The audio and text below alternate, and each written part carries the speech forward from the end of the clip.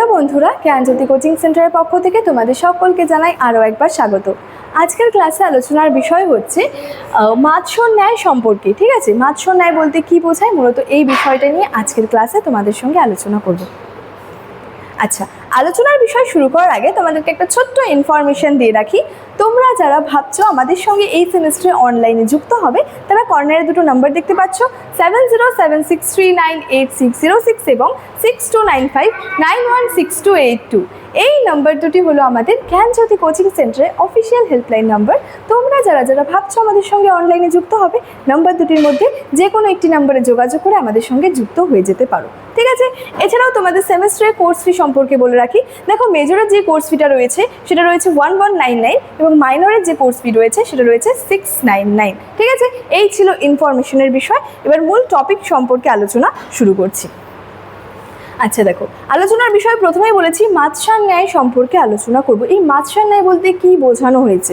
আচ্ছা দেখো, প্রথমে বলেছে 637 খ্রিস্টাব্দে গৌড়ের রাজা শশাঙ্কের মৃত্যুর পর বাংলাদেশে যে রাজনৈতিক শূন্যতা ও বিশৃঙ্খলা দেখা দেয়, সেটা কি করেছিল, প্রায় 150 বছর ধরে বাংলার জনজীবনকে কি করেছিল, বিপর্যস্ত কিন্তু করে তুলেছিল।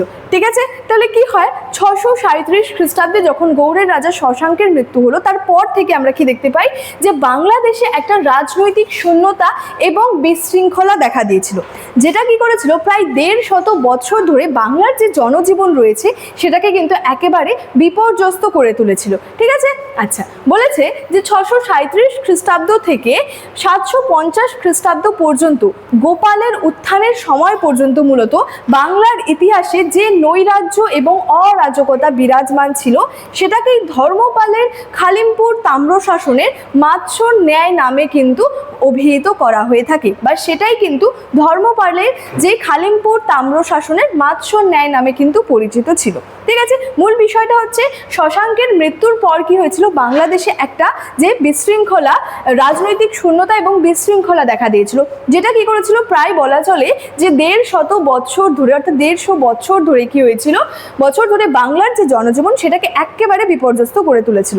এবং 637 খ্রিস্টাব্দ থেকে মূলত 750 খ্রিস্টাব্দে গোপালের উত্থানের সময় পর্যন্ত এই যে একটা সময় রয়েছে, সেই সময়টাকেই, সেই সময়ে বাংলার ইতিহাসের একটা যে নৈরাজ্য অরাজকতা বিরাজমান ছিল, সেটাকেই মূলত ধর্মপালের খালিমপুর তাম্রশাসনের মাৎস্য ন্যায় নামে অভিহিত করা হয়। এবং সেই সময়কালে কি হয়েছিল, সারা দেশে কোনো কিন্তু রাজা ছিল না, এবং যার ফলে সাধারণ লোকের দুঃখ দুর্দশারও কিন্তু কোনো অন্ত ছিল না। অর্থাৎ এই যে সময়টা, যেই সময়টার কথা বলা হচ্ছে 637 থেকে 750 খ্রিস্টাব্দের, এই সময় কিন্তু দেশে কোনো রাজা ছিল না এবং সাধারণ মানুষের দুঃখ দুর্দশা এটারও কিন্তু কোনো অন্ত ছিল না, অর্থাৎ শেষ ছিল না।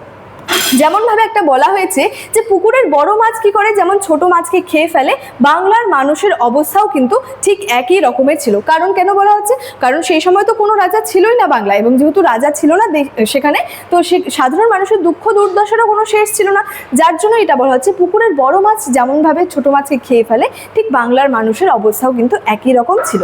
আচ্ছা, তারপরে বলেছে দেখো, 750 খ্রিস্টাব্দে গোপাল সামন্ত রাজা নির্বাচিত হওয়ার পর মাৎস্য ন্যায়ের অবসান ঘটে। অর্থাৎ মাৎস্য ন্যায়ের অবসান কখন ঘটে, গোপাল যখন সামন্ত রাজা হিসেবে নির্বাচিত হয় তখন এই মাৎস্য ন্যায়ের কিন্তু অবসান ঘটে 750 খ্রিস্টাব্দে, এবং কি হয়, পাল বংশের কিন্তু প্রতিষ্ঠা আর কি হয়েছিল। ঠিক আছে, তাহলে মাৎস্য ন্যায় বলতে কি বোঝানো হচ্ছে, মাৎস্য ন্যায়ের মধ্যে কোন কোন বিষয়গুলো বলা হচ্ছে এবং মাৎস্য ন্যায়ের অবসান কি করে হলো, মূলত এটা নিয়েই তোমাদের সঙ্গে আলোচনা করলাম। এবং আজকের ক্লাসে আলোচনার বিষয় এতটাই ছিল। ইনফরমেশন ভিডিও শুরুতেই আলোচনা করে রেখেছিলাম। চলো আজকের ক্লাস এতটাই, দেখা হচ্ছে পরবর্তী ক্লাসে। Thank you so much, thanks for watching.